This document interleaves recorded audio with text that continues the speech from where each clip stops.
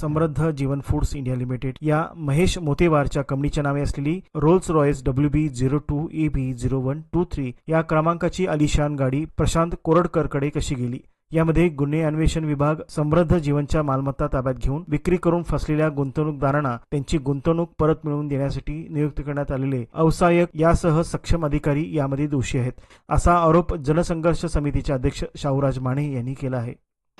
नमस्कार, मी शाहूराज माने, जनसंघर्ष समिती महाराष्ट्र राज्य अध्यक्ष. समृद्ध जीवन मल्टीस्टेट मल्टीपर्पज सोसायटी जी महेश मोतेवारच्या या सोसायटीमध्ये गुंतवणूक केलेली गुंतवणूकदारांनी ची गुंतवणूक परत मिळावी या मागणीसाठी आमचा हा लढा सुरू आहे. 2015 मध्ये महेश मोतेवारला ज्यावेळेस अटक झाली, महेश मोतेवारनं या समृद्ध जीवनमध्ये अनियमितता केली असल्यामुळे त्याला अटक झाली, तो जेलमध्ये गेला.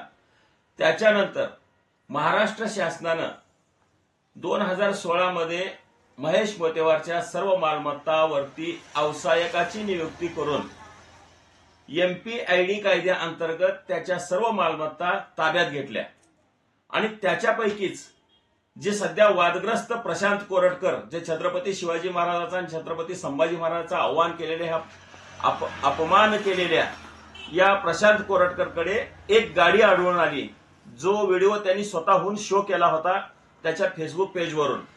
ती गाडी WB02AB0123 या क्रमांकाची रॉल्स रॉयस ही आलिशान गाडी प्रशांत कोरटकरकडे जी गेली ती ह्या MPIDच्या यादीमधील एक गाडी आहे. गाडी एकूण 51 गाड्या आहेत, त्याच्यापैकी 45 नंबरला ती गाडी आहे.